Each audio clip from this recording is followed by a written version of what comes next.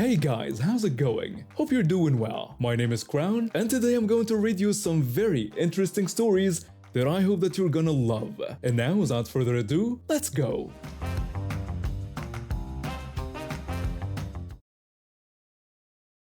My parents never allowed pets when I was growing up because of allergies. And then in college, I lived in dorms and tiny apartments where animals weren't permitted. When I finally got a house with a small yard about 3 years ago, the first thing I did was look for a puppy. I found him at a local shelter. He was an adorable mixed breed with floppy ears and big brown eyes that melted my heart.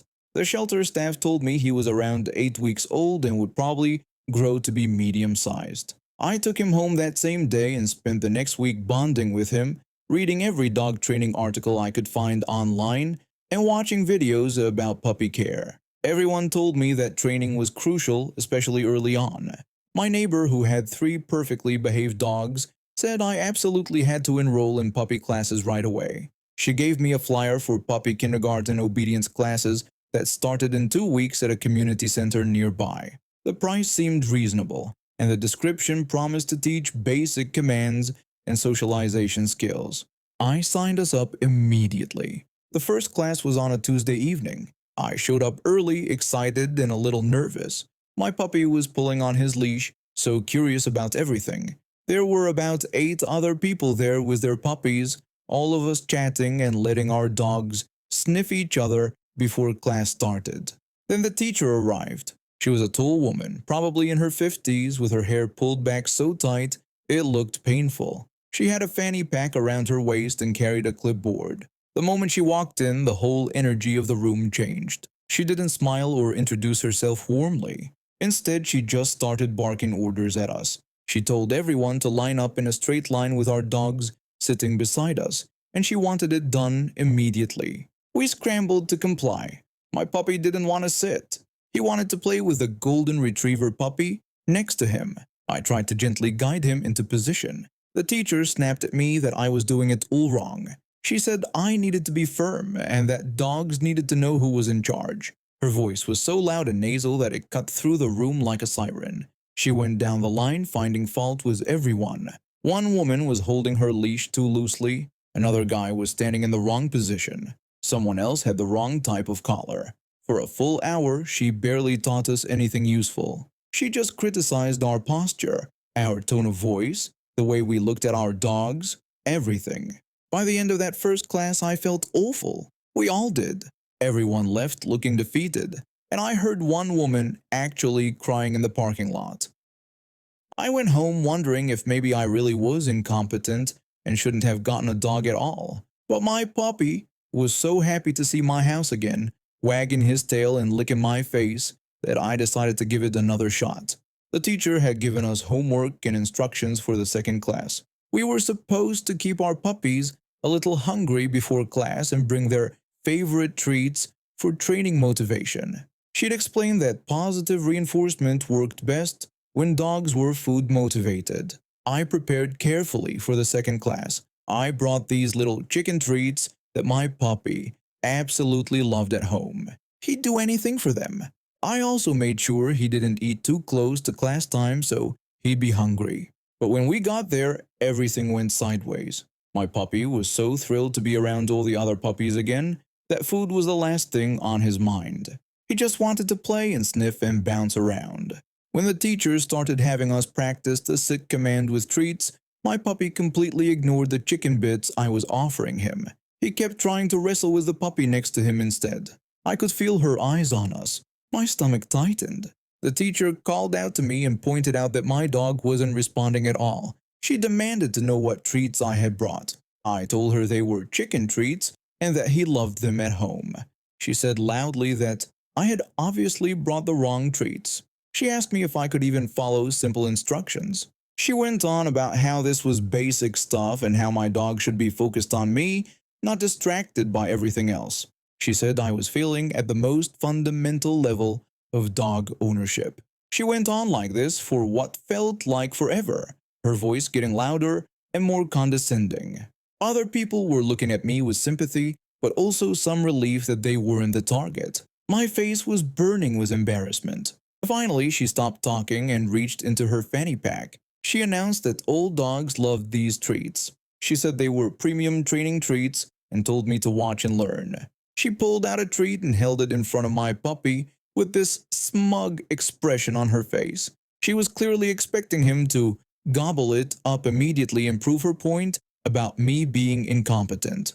My puppy sniffed it. Then he took it in his mouth. She said triumphantly that this was what proper treats looked like. But then my puppy just stood there for a second, the treat in his mouth, and then he opened his jaws and let it drop right onto her shoe. The treat just sat there on top of her white sneaker. She stared down at it, her mouth opened, then closed, then opened again. She looked like a fish gasping for air. Her face turned red, then pale, then red again. She kept trying to say something, but no words came out. I just started laughing. It burst out of me before I could stop it, and once I started, I couldn't stop. I laughed so hard my sides ached and tears ran down my face. A few seconds later, I heard other people laughing too. The guy next to me was practically doubled over. The woman with the golden retriever was giggling behind her hand. Even some of the quieter students were smiling and chuckling. The teacher sputtered and stuttered, trying to form sentences but failing completely. She started to say something about how this was unacceptable, then tried to tell me I needed to do something, but she couldn't finish a single thought. She just stood there opening and closing her mouth while we all laughed. Finally, she just turned around and walked to the other side of the room, trying to regain her composure. After class ended, she told me very coldly that perhaps her class wasn't the right fit for me and my dog. I agreed completely and never went back. I found a different obedience class across town with a patient, kind teacher who actually knew how to work with puppies. My dog thrived there and learned everything he needed to know. Now he's 3 years old and genuinely well behaved. He comes when called, walks nicely on a leash, and knows all his basic commands. But that moment when he spit out her supposedly perfect treat right onto her shoe, that's still the funniest thing he's ever done. I currently manage a lab. When I first started, I didn't have a background in the specific field we study here. Most people thought I wouldn't last 6 months. But I learned fast, asked the right questions, and put in the hours. I became the person everyone came to when something needed to get done. The lab literally couldn't function without me handling the logistics, the scheduling, the equipment maintenance, and making sure everything ran smoothly. About 6 months ago, my manager approached me about taking on an additional responsibility. They needed someone to handle documentation and manage our cryogenic storage units. These units are critical because they store samples at extremely low temperatures, and any mistake could ruin months or even years of research. I was hesitant at first because it wasn't exactly in my wheelhouse, but my manager told me that I was capable and that they trusted me. So I took it on. I threw myself into learning everything I could about the role. I created detailed protocols, organized the storage system better than it had ever been, and made sure every sample was logged correctly. It was tedious work, but I was good at it.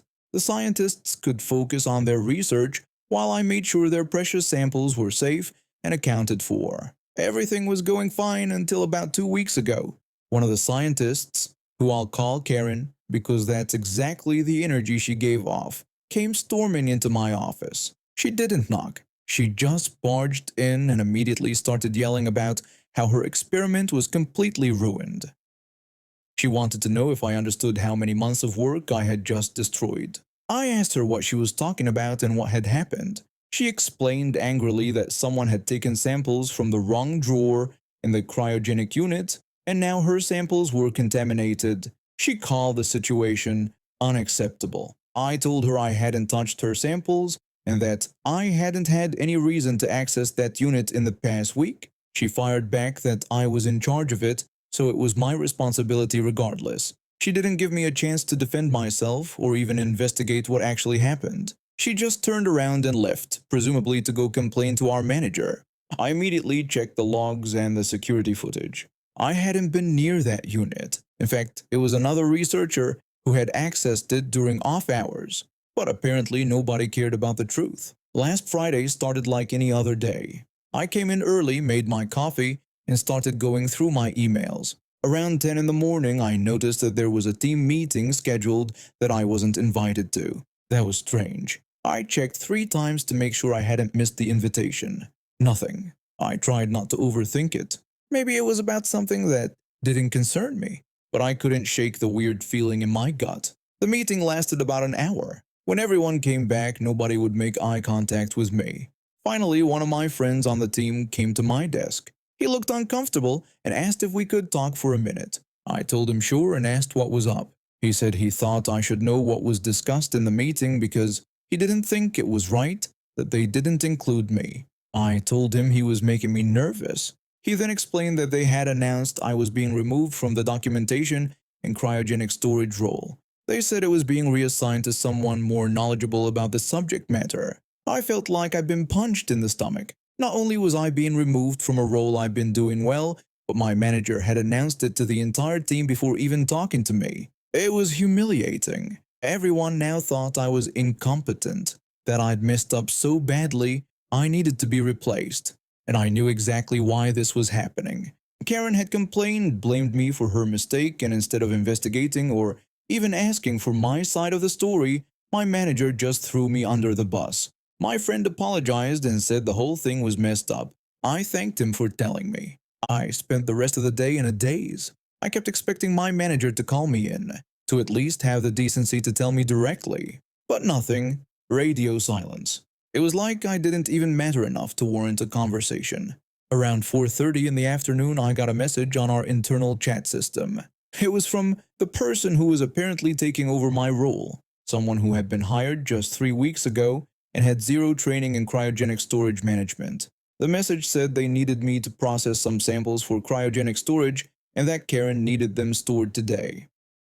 Then another message came through asking if I could do it soon because Karen didn't want to stay past 6 tonight waiting for it. I stared at the messages. The audacity was almost impressive. Of course it was for Karen, the same person who got me removed from this role in the first place. The same person who couldn't be bothered to check her own mistakes before blaming me. I thought about it for maybe 10 seconds. On one hand, I could just do it. Take the high road. Be the bigger person. But why should I? I've been publicly humiliated, removed from a role without explanation, and now they wanted me to keep doing the work anyway. I sent back a brief message saying I would get back to them. Then I closed the chat window. I didn't get back to them. I watched the clock tick past 5, then 5:30, then 6. I could see Karen at her desk, clearly annoyed, checking her phone repeatedly. The new person kept looking nervously in my direction, but I was subtly very busy with other tasks. Around 6:15, Karen stood up and walked over to the new person's desk. Even from across the room, I could tell she was not happy. There was a lot of animated hand gesturing. The new person kept shrugging helplessly. Karen eventually walked over to my desk and demanded to know where her samples were. I told her I wasn't sure and reminded her that it wasn't my responsibility anymore. Her face turned red. She opened her mouth to say something, then closed it. She knew she couldn't argue. She stormed back to her desk. I left at exactly 5:30. I didn't stay late, I didn't offer to help. I went home and slept better than I had in weeks. I found out later that Karen had to stay until almost 9 that night, dealing with the samples herself because the new person had no idea what they were doing. Turns out you can't just reassign critical responsibilities to untrained people and expect everything to work out fine. Did it fix the situation? Number. My manager still hasn't spoken to me. I'm still being treated unfairly. But watching Karen stay hours past when she wanted to leave, dealing with what she had caused, that felt pretty good. I was born deaf, and on that afternoon I needed some specific paper stock for a presentation I was putting together for a big client. The meeting was scheduled for Thursday morning at 9 a.m., so I needed to get everything ready. The store was busy, which I don't usually mind. I'm used to navigating crowded spaces, and I've gotten pretty good at being aware of my surroundings since I can't hear people coming up behind me. I was standing in the paper aisle comparing 2 different types of cardstock when I felt a tap on my shoulder. I turned around and saw this woman in her 50s standing there. She had short blonde hair and was wearing a tracksuit that looked expensive. Her mouth was moving rapidly. I pointed to my ear and shook my head, then made the sign for deaf. It's a pretty universal gesture that most people understand means I can't hear them. The woman's face changed. She looked annoyed, like I was inconveniencing her on purpose. She pointed at something behind me on the shelf and made an exaggerated grabbing motion. I stepped aside to let her reach whatever she wanted, but she didn't reach for anything. Instead, she grabbed my arm and pulled me closer to her. She started talking again, louder this time. I could see her mouth forming words, but obviously I couldn't hear her. I tried to pull my arm away gently and pointed to my ear again. I could read her lips clearly. She was telling me I wasn't deaf and to stop faking it. I shook my head and signed again that I was deaf. I even pulled out my phone to type it out for her. Before I could finish typing, she smacked my phone out of my hand. It clattered to the floor. The screen cracked on impact. I bent down to pick it up, completely shocked. When I stood back up, she was right in my face. She was saying something about her nephew, pretending he couldn't hear too. I backed up a step, but she followed me. I tried to move around her to leave the aisle, but she blocked my path. Other shoppers were starting to notice something was wrong. I could see an older man pulling out his phone, probably to record or call for help. A store employee started walking toward us from the end of the aisle. She kept talking about her nephew having water in his ears after swimming and not being able to hear for 2 days. She was gesturing wildly at her own ears. I understood what she was saying, but I couldn't understand why she was telling me this. The store employee reached us, and I could see him asking her if everything was okay. She turned to him and started explaining something, pointing at me repeatedly. I tried again to move past her while she was distracted. She noticed and grabbed my shoulder to stop me. She pulled her hand back and slapped me across the side of my head, right over my ear. Hard. The force of it sent me stumbling sideways. I lost my balance completely and fell to the floor, landing on my hip and shoulder. The impact knocked the wind out of me. But worse than the physical pain was the shock and the dizziness that immediately overwhelmed me. My vision went blurry and the whole room seemed to spin. I could see people rushing toward me, but everything felt distant and strange. Someone was helping me sit up, but my head was pounding and I couldn't focus. My ear was ringing, which was strange because I'd never experienced that sensation before. I tried to stand, but my legs wouldn't cooperate. Then I saw the security guards. 2 of them rushed past me toward the woman. She was backing away, her hands up, mouth moving rapidly. The store employee was pointing at her and explaining what happened. They grabbed her arms and she started struggling against them. She kept gesturing at her ears and then at me. I attempted to stand again with help from a woman who had knelt beside me.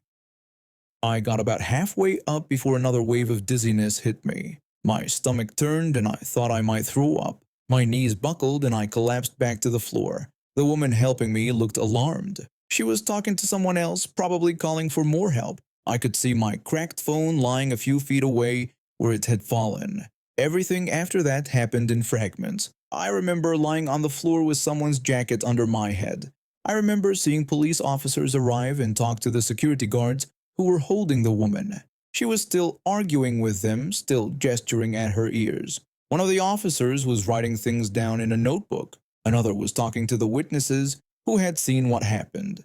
The older man who had been recording showed his phone to one of the officers. The paramedics arrived maybe 10 minutes later. They checked my pupils with a light, asked me questions by writing on a notepad. I wrote back that I was dizzy, that my head hurt, that I felt nauseous. One of them checked my ear where she had hit me, and I could see him shaking his head. They helped me onto a stretcher and wheeled me out to the ambulance. I could see the woman being led away in handcuffs as they loaded me in. She was still talking, still trying to explain something to the officers. At the hospital, they did a CT scan to make sure I didn't have a concussion or any internal damage from hitting the floor. The wait for results took about 45 minutes. Thankfully, everything came back clear, but they said I had moderate vertigo from the trauma to my head and a bruised hip and shoulder from the fall. They also found some swelling in my ear canal from where she had hit me. The doctor gave me medication for the dizziness and pains and told me to rest for at least a week. A police officer came to the hospital to take my statement. I wrote everything down for her. She told me the woman had been arrested and charged with assault. The woman kept insisting to the officers that she was trying to help me, that hitting deaf people in the ear could cure them because it worked when her nephew had water stuck in his ears after swimming. The officer looked disgusted when she told me this. She said multiple witnesses had recorded the incident and given statements. The store's security footage caught everything too. The officer also told me that the store employee had tried to intervene before she hit me, but she had pushed past him. She asked if I wanted to press charges and I wrote yes without hesitation. My sister picked me up from the hospital around 8 p.m. that night. She was furious when I explained what happened. She helped me get home and stayed with me for the next few days because I was too dizzy to do much on my own. I had to email my client and postpone the Thursday meeting. They were understanding when I explained I'd been assaulted and injured. My phone screen cost $130 to repair. 3 months later, I got a call through a relay service from the prosecutor's office. The woman had been found guilty of assault. She was sentenced to 6 months in jail, ordered to pay my medical bills, compensate me for my damaged phone, and attend anger management classes. The total she had to pay came to about $3,200. She also got a restraining order that prevents her from coming within 500 feet of me. The prosecutor told me that in court, the woman tried to argue that she was performing a medical treatment. Her lawyer tried to claim she had good intentions and was just trying to help. The judge told her that assaulting strangers based on absurd pseudoscience wasn't medical treatment. It was criminal stupidity. The judge also noted that several medical experts had testified that what she did could have caused serious permanent damage. The prosecutor sent me copies of the witness statements. Reading them was surreal. Multiple people described how violent the hit was and how I went down hard. The store employee wrote that he had tried to warn her to back off, but she ignored him completely. One witness wrote that she had been talking loudly about curing deaf people before she hit me. I still get dizzy sometimes when I turn my head too fast. The doctor says it might be permanent damage from how hard I was hit. I also developed anxiety about going to stores alone now. My sister usually comes with me when I need to shop in person, but at least I know that woman won't be hitting anyone else for a while. I've been with my girlfriend for about 2 years now. We met through mutual friends at a house party, and honestly, I knew pretty early on that she was special. She's smart, funny, and has this infectious energy that just makes everything better. One thing I learned right away though is that she's a massive Taylor Swift fan. Like, huge. Her car is covered in bumper stickers, she has posters in her apartment, and she's been to more concerts than I can count. I respect it. Everyone needs their thing, right? I'm not really into music the same way she is. I mean, I listen to stuff, but I'm more of a casual listener. I'll put on whatever is playing and vibe with it. I don't dive deep into lyrics or follow artists on social media or anything like that. My girlfriend, though, she lives for this stuff. Taylor Swift drops an album and it's like a national holiday in our relationship. She takes the day off work, buys the special editions, and listens to it on repeat for weeks. When the latest album dropped, I knew it was a big deal. She'd been counting down the days for months. She had the date circled on her calendar, and she'd even made plans to listen to it alone first because she wanted to experience it properly. I thought that was cute. I gave her space that day, didn't text too much, let her have her moment. The weekend after the album came out, we were at my place just hanging out. We'd ordered takeout, watched a movie, and then we were just cuddling on the couch. It was one of those lazy, comfortable evenings where you don't really need to do much to enjoy each other's company. I figured it was a good time to ask her about the album since I knew she'd want to talk about it. I asked her how she liked the new album. Her face lit up immediately and she told me it was so good. She said she'd already listened to it about 20 times. She had this huge smile on her face and I could tell she was excited to talk about it. I told her that was awesome and that I was glad she liked it. Then she asked if I'd listened to it yet. I admitted I hadn't really had the time, but I mentioned that I'd seen some people talking about it on X. She perked up and asked what they were saying. I told her I didn't know exactly, just that some people were flaming it pretty hard. I didn't think much of it when I said it. I was just making conversation. I scroll through social media like everyone else, and I'd seen a few posts pop up where people were tearing the album apart. I didn't read them closely or anything. I just noticed them and moved on. She wanted to know what kind of criticism people had. I told her I wasn't really sure because I hadn't paid that much attention. I'd just seen it when it came across my feed. But she insisted that she wanted to see the posts. I hesitated and told her I wasn't sure if she really wanted to see them, that it was probably just people being dramatic. But she was adamant. She said she wanted to see what they were saying and asked me to show her. I pulled out my phone and scrolled back through X until I found some of the posts. I handed it to her and she started reading. I watched her face change when she went through them. She was frowning, shaking her head, and occasionally she'd read something out loud. She said one person was claiming the lyrics were lazy and she thought that was ridiculous. She asked if they'd even listened to track 5. I just agreed with her and said I didn't know, that people just like to complain. Then she read another one that said the production was boring. She seemed genuinely upset by this and said they clearly hadn't heard anything Taylor had done before. She insisted this was literally her style. I tried to be supportive and said I guess they just weren't into it. She kept going, saying it was all so stupid and that the critics clearly didn't understand what Taylor was trying to do with the album. She kept reading and getting more worked up. I just sat there agreeing with her, nodding along, trying to be supportive. I didn't actually have an opinion on the album since I hadn't listened to it, but I figured the best thing to do was just let her vent and back her up. She eventually said she couldn't believe people were saying this stuff. I tried to make her feel better by pointing out that it was rough, but she liked it, and that's what mattered. She seemed to agree, but not enthusiastically. She handed my phone back and we moved on to watching another episode of the show we'd been binge watching. She seemed a little off after that, quieter than usual, but I thought maybe she was just tired. I didn't push it. Last night we were driving back from dinner. She was playing music from her Spotify like she always does, and one of the songs from the new album came on. I recognized it because she'd played it a few times before. I was just listening, tapping my hand on the steering wheel, when she suddenly turned the volume down. She told me that I'd ruined the album for her. I was confused and asked her what she meant. I thought she was joking. She has a dry sense of humor sometimes, and I figured this was one of those moments, but then she said she was serious. She told me I'd ruined Taylor Swift for her. I asked how I could have possibly ruined it. She explained that now every time she listened to the album, she just thought about all the criticism I'd shown her. She said she couldn't enjoy it anymore without hearing those voices in her head. I pointed out that I didn't write those posts. I was just showing her what people were saying because she asked me to.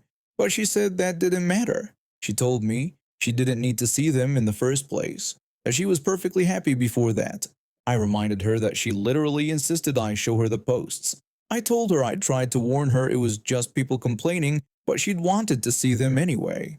She got defensive and said I should have known better than to bring it up in the first place. I was getting frustrated now. I told her I was just making conversation and didn't think it was a big deal. But she said it was a big deal. She repeated that the whole album was ruined for her now.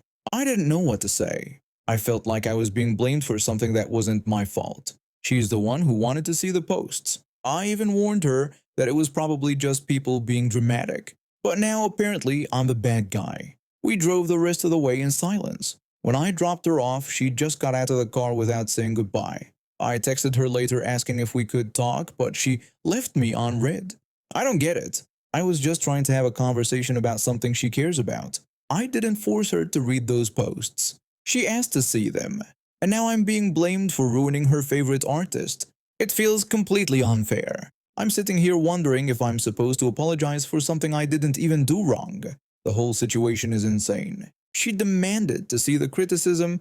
I showed it to her reluctantly, and now I'm the villain in her story. How does that make any sense? I'm in Child Protective Services, and it's one of those jobs where everyone warns you about the burnout before you even start, but you think you'll be different. You think you can handle it because you care so much about helping kids. The reality is that caring so much is exactly what burns you out faster. My company knows this. They literally have it in their training materials that this field has one of the highest turnover rates in social work. That's why they're always talking about self-care and work-life balance. Every staff meeting, every email from upper management, they remind us to use our paid time off, to speak up when we're overwhelmed, to be honest in our one-on-one meetings with our supervisors. They practically beg us to be transparent about our struggles so they can help before we hit that wall and quit. I believed them. I actually thought they meant it. Last year was the worst year of my life. In March, my uncle died in a car accident. He wasn't just my uncle, he practically raised me when my parents were going through their divorce. I was still processing that when my grandmother had a stroke in May and passed away 3 days later. She was the matriarch of our family, the person who held everyone together. I tried to keep working through it. I took a few days off for each funeral, but then I came right back because we were already short-staffed. But I wasn't okay. I could feel myself getting more withdrawn, taking longer to complete case notes, missing small details in my reports. The work that used to take me 5 hours was taking 8. I'd sit at my computer and just stare at the screen. That's when I started being honest in my one-on-one meetings with my manager. Every 2 weeks, we'd sit down and she'd ask how I was doing. I told her I was really struggling with grief from losing my uncle and grandmother so close together. I explained that I thought I was burning out and needed some support figuring out how to manage everything. She told me that she understood it was difficult, but everyone had personal issues they were dealing with. She said I needed to find ways to cope outside of work. I reminded her that I was being transparent like the company always told us to be, that I was asking for help before it got worse. This conversation happened in June, then again in July, and August. Each time I brought up that I was struggling with burnout, that my grief was affecting my work, that I needed support or maybe a temporary reduction in my caseload. In September, my manager called me into her office with someone from Human Resources. My manager told me we needed to discuss some performance issues, that my productivity had declined significantly over the past several months. I acknowledged that I knew this, that it was what I'd been telling her in our meetings, that I'd been asking for help. The representative from Human Resources said they had reviewed the documentation from my one-on-one meetings and found a pattern of inappropriate use of these sessions. She explained that I had been consistently discussing personal issues and burnout, instead of focusing on work-related solutions.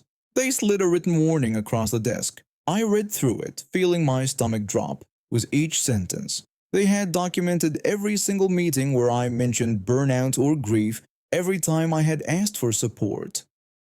They framed it like me being unprofessional, like me causing stress among the team by talking about my struggles, like me creating a negative work environment. My manager told me that going forward, I needed to stop talking about burnout. She said these meetings were for discussing my cases and work performance, not for therapy sessions. I pointed out that the company policy said to be transparent and ask for help when we're struggling. The Human Resources representative responded that there was a difference between occasionally mentioning you're having a hard week and constantly dwelling on burnout. She insisted I needed to implement the self-care strategies they had discussed and keep my personal issues separate from work. I signed the write-up because I had no choice. The action plan was clear: stop discussing burnout in work meetings, improve productivity within 60 days, maintain professional boundaries with team members regarding personal struggles. So I stopped. I stopped being transparent. I stopped asking for support. I came to work, did my job in the best way I could, and kept my mouth completely shut about how I was barely holding it together. My one-on-one meetings became robotic status updates about my cases. When my manager asked how I was doing, I told her I was fine and gave her updates on my case numbers. When she asked if I needed help with anything, I said nope, all good. I lasted about 2 months like that. By November, I was having panic attacks in my car before work. I couldn't sleep, I couldn't eat. I'd cry in the bathroom during lunch breaks. I knew I was going to completely fall apart if I didn't do something. I went to my doctor and got documentation for a leave of absence. Then I submitted the request through Human Resources. 7 weeks off for mental health and extreme burnout. 2 days later, my manager called me into her office. She looked furious. She told me she had received my leave request and that it was completely out of nowhere. She demanded to know why I didn't tell her I was struggling this badly. I explained that I was written up for talking about burnout and that I followed the action plan. She said that wasn't what the write-up meant, that I was supposed to handle things better, not hide everything from them. She asked how they were supposed to support me if I didn't communicate. I had brought a copy of my write-up with me. I pulled it out of my folder and set it on her desk. I told her that the action plan she gave me said that I could not talk about burnout anymore. I reminded her that I was told I was using our meetings inappropriately and causing stress to the team. I explained that I had stopped talking about it like instructed and that this leave request was me implementing self-care like the company policy requires. She stared at the document. The human resources representative got involved again. There were meetings I wasn't part of. I heard that upper management was not happy when they found out what happened. Someone realized that writing me up for asking for help directly contradicted every policy they had about supporting staff and preventing burnout. My leave was approved with partial pay. I took my 7 weeks off. When I came back, I had a new manager. The old one was still there but had been formally reprimanded for creating a hostile work environment where staff felt they couldn't ask for support. They had to scramble to cover all my cases while I was gone with no notice and no transition period because I wasn't allowed to talk about struggling. And now we have reached the end of today's stories. Thank you for watching and see you next time.